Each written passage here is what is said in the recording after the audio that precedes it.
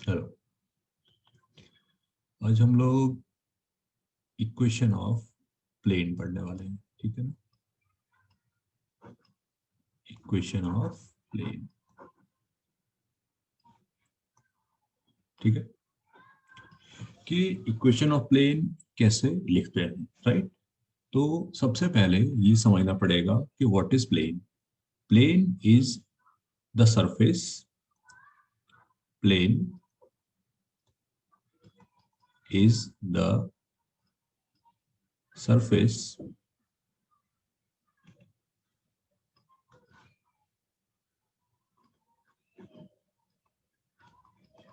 in which line joining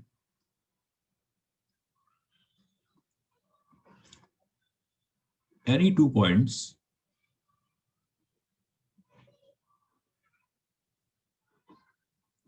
lies completely in the plane, ठीक है। तो प्लेन एक ऐसा सरफेस है जिसमें कोई भी दो पॉइंट को ज्वाइन करने वाली लाइन कंप्लीटली उस प्लेन में लाई करती है, राइट।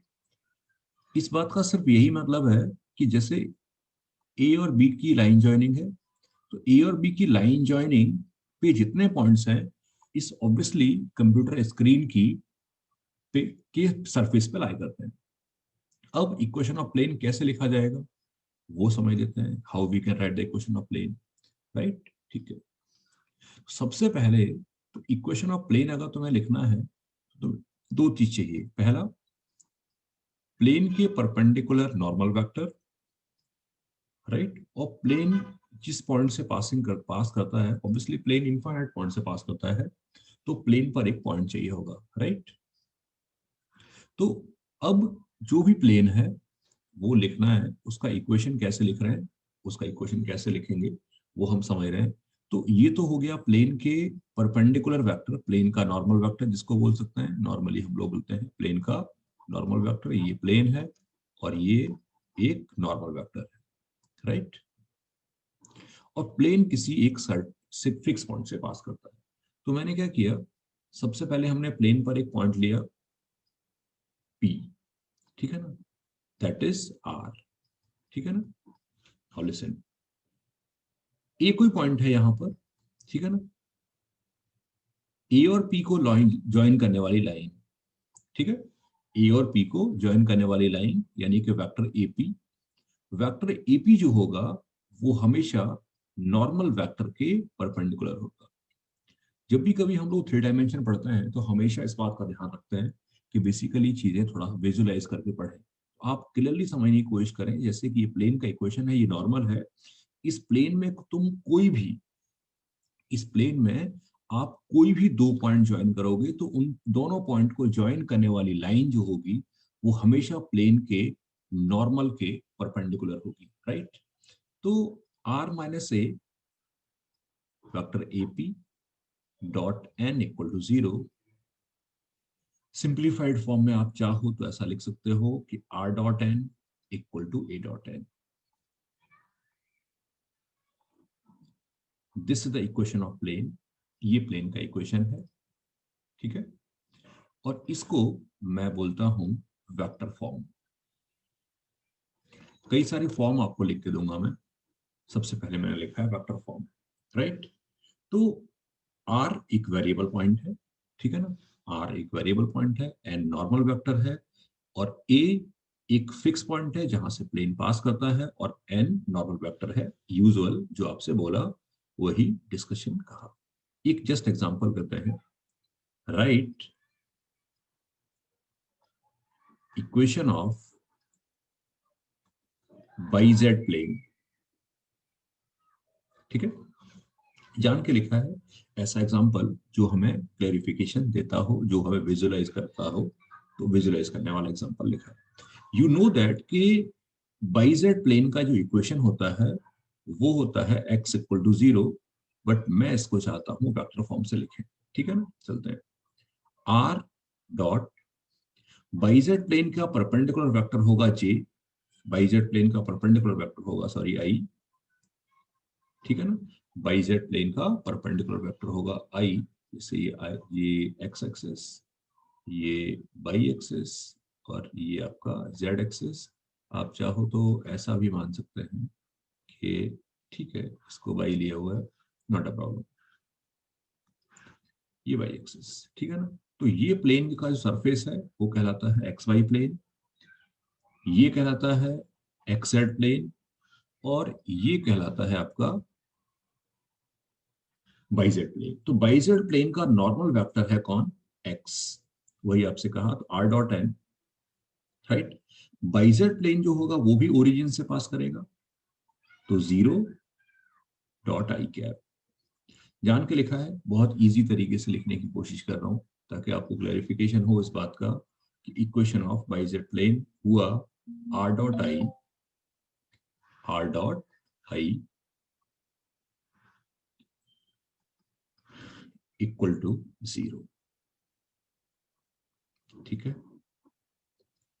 तो जब भी कभी इक्वेशन ऑफ प्लेन मुझे लिखना है कभी भी, तो I can always write the equation of plane. मुझे दो चीज चाहिए, एक प्लेन का नॉर्मल वेक्टर एन, और प्लेन पर एक पॉइंट। ये दो चीज मेरे पास होंगे तो हमेशा मैं इक्वेशन ऑफ प्लेन लिख पाऊंगा in all cases. This is the method to write down the equation of plane, कोई भी प्लेन लिखना हो। नाउ यही डिस्कशन अब हम लोग वापस करने जा रहे हैं फॉर 3D। तो इन 3D फॉर्म, 3 डायमेंशन फॉर्म में प्लेन लिखना है, सेम बात बोलना स्टार्ट किया मैंने। ये इक्वेशन ऑफ प्लेन, सॉरी ये सरफेस है कोई, ये इस सरफेस का नॉर्मल वेक्टर, राइट। अब नॉर्मल वेक्टर नहीं बोलूंगा यहाँ पे मैं, क्योंकि वेक्टर बोलूंगा तो फिर से बात आ जाएगी कि सर ने वापस से स्टार्ट कर दिया 3 डायमेंशन, राइट। तो इस बार मैं बोलूंगा कि इसके जो डी आर्स हैं वो है एबीसी। बात एक ही है, नॉर्मल के डी आर्स क्या है, एबीसी। और ये जो प्लेन है, ये पॉइंट x1/1 z1 से पासिंग है, और इस प्लेन पर एक वेरिएबल पॉइंट लिया मैंने x/z, ठीक है। अब ये एक सरफेस है, ये एक सरफेस है, ठीक है, ये एक सरफेस है। अब इस सरफेस पे कोई भी लाइन आप ज्वाइन करोगे, 3 डायमेंशनल डायग्राम है, आप कोई भी दो पॉइंट ज्वाइन करोगे तो हमेशा जो लाइन मिलेगी वो नॉर्मल के साथ होगी परपेंडिकुलर, राइट। तो ये जो लाइन बनाई थी मैंने, थोड़ा ये जो लाइन बनाई हुई है, राइट, इसके डी आर्स हो गए x-x1, y-y1, z-z1। These are the DRs of this line, or I can say these are the DRs of any line which lies in the plane, क्योंकि x y z तो variable है और x1 y1 z1 fix है। और ये line आपस में होंगे परपेंडिकुलर, तो दोनों का डॉट होगा 0।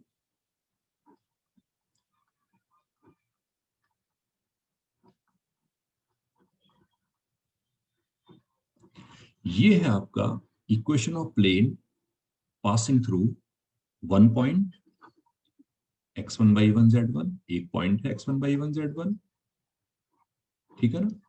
एंड नॉर्मल के डी आर्स हैं एबीसी, ये हैं DRs of normal,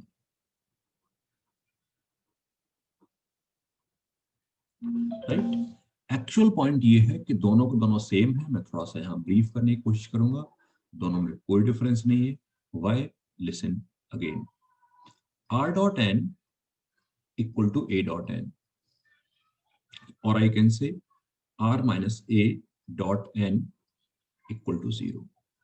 you know that कि डी आर्स का मतलब वेक्टर होता है, यहां पर n को आप अज्यूम कर लीजिए ai plus bj plus ck, और r हमेशा से होता है xi plus yj plus zk, और a को आपने अज्यूम किया x1i, y1j और z1k। अगर आप इस कैलकुलेशन करें, मैं करके दिखाता हूं आपको, तो वेक्टर r माइनस ए, ये हो गया x minus x1 into I cap, y minus y1 into J cap, और z minus z1 into K cap. और एन वेक्टर था तुम्हारा A I plus B J plus C K, इन दोनों का डॉट 0 होगा, A into x minus x one, B into Y minus Y one, और C into Z minus Z one equal to 0। तो ultimately ये equation of plane है। मेरा सिर्फ ये बताने का पर्पस था कि ये जो इक्वेशन लिखी है वेक्टर फॉर्म में, और ये जो इक्वेशन लिखी है थ्री डायमेंशन फॉर्म में, ये दोनों सेम है, दोनों में कोई बहुत स्पेशल डिफरेंस नहीं है। वेक्टर फॉर्म ऐसी लिखे दिखाई देगी आपको हमेशा, राइट, या फिर ऐसी दिखाई देगी। थ्री डायमेंशन फॉर्म आपको ऐसी दिखाई देगी, और आई कैन से इन इजी मैनर। आप इसको फर्दर सिंप्लीफाई करोगे तो आपको दिखेगा A X plus B Y plus C Z equal to A X one plus B Y one plus C Z one. इसको कंसंट्रेट करके समझा जाए तो मैं ये कह सकता हूं कि ये जो क्वांटिटी है ये तो जो भी होगी न्यूमेरिकल वैल्यू होगी। तो अगर मैं इसको सिंप्लीफाई करूं तो मैं ऐसा कह सकता हूं कि any equation, linear equation, linear equation is called plane. तो जब भी कभी आपके सामने कोई लीनियर इक्वेशन लिखी होगी तो वो हमेशा प्लेन की इक्वेशन होगी। ये तो बात होगी तुम्हारी थ्री डायमेंशन की, और ये तुम्हारी बात हो गई किसकी, ये वाली बात वेक्टर फॉर्म की। दोनों में एक चीज कॉमन है, वो समझना है आपको अच्छे तरीके से, कि जब थ्री डायमेंशन फॉर्म में प्लेन लिखा होगा तो एक्स वाई जेड के जो कोफिशिएंट्स हैं, राइट, एक्स वाई जेड के जो कोफिशिएंट्स हैं, coefficient of x y z जो है वो नॉर्मल के डीआरस हैं, डीआरस ऑफ नॉर्मल, राइट। तो this is the concept of writing equation of plane. Similar way से मैं तुमसे बात करूं तो अगर यहां लिखा जाएगा तो आर के साथ डॉट में जो लिखा है, आर के साथ डॉट में जो लिखा है that is simply normal vector. मैं दोनों एक बार एग्जांपल देता हूं तुम्हें तो समझ में आएगा। जैसे मुझसे कभी किसी ने कहा find equation of plane, find equation of plane passing through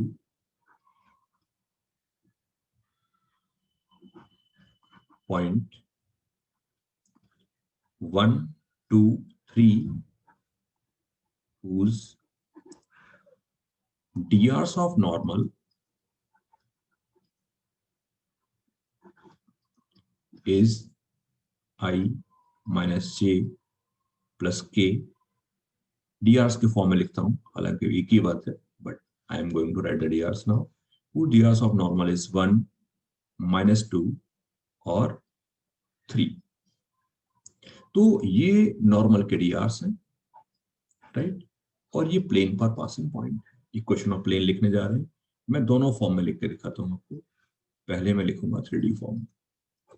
3D form का फॉर्मूला था a into x minus x one, B into Y minus Y one, और c into Z minus Z one equal to 0। 1 x minus one -2 y -2 3 z -3 equal to 0।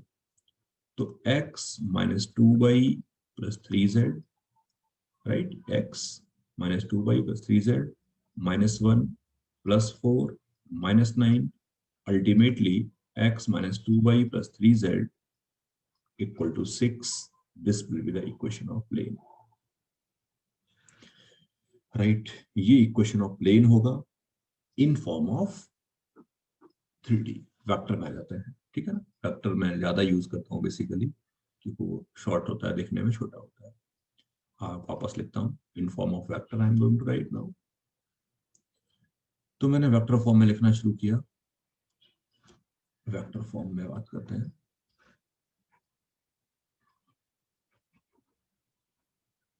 Vector form देखने में easy होता है।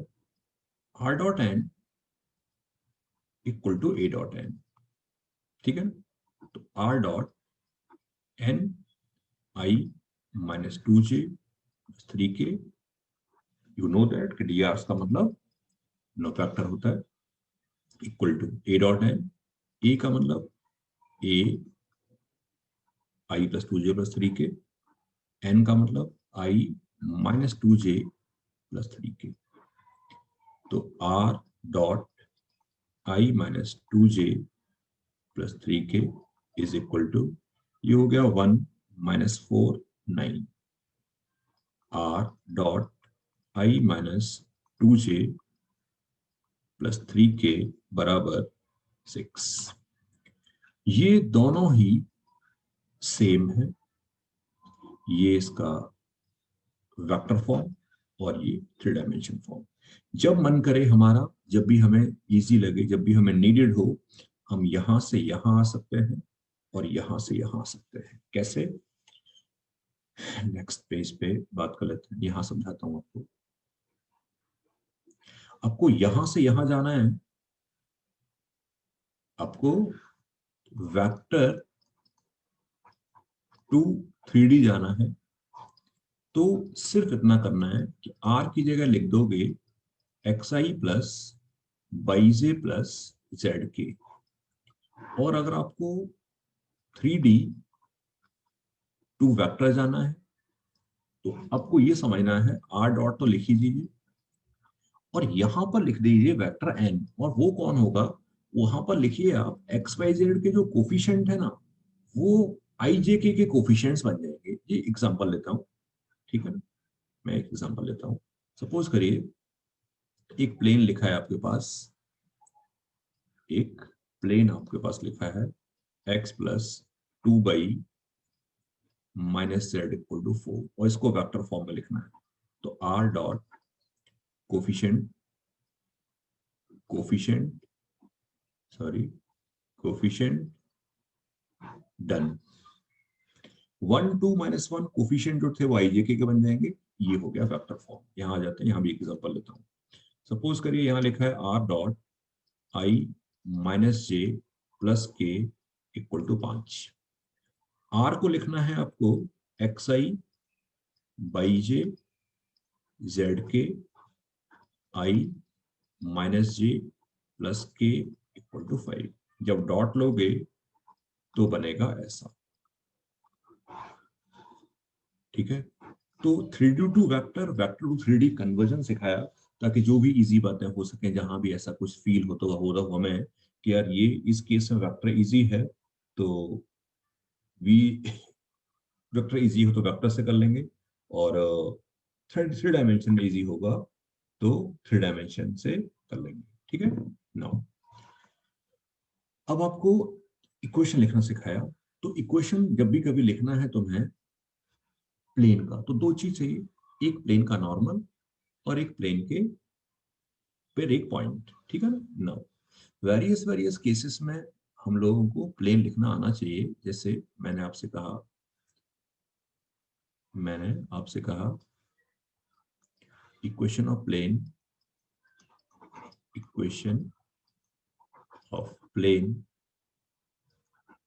passing through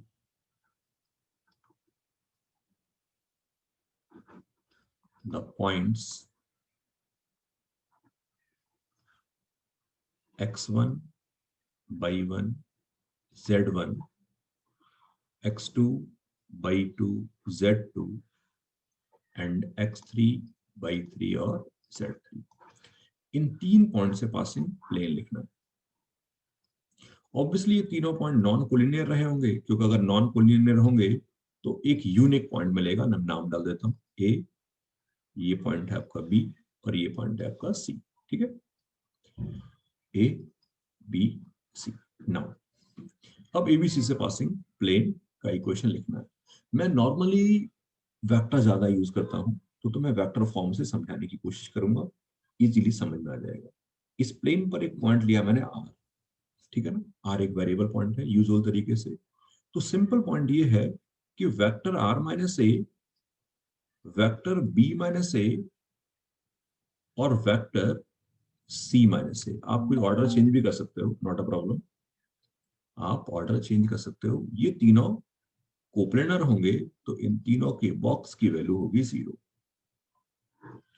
complicated ना बनाते हुए x minus x1, y minus y1, z minus z1, x2 minus x1, y2 minus y1, z2 minus z1, x3 minus x1, y3 minus y1 और z3 minus z1। This will be the equation of plane passing through 3 point. अगर 3 point से passing plane निकालना होगा तो उसका equation definitely ये रहेगा। Correct point है। तो ऐसे करके हम इक्वेशन ऑफ प्लेन के बारे में बात करेंगे। नेक्स्ट डिस्कशन हम लोग उसके नेक्स्ट वीडियो में करेंगे। ठीक है, ओके, बाय।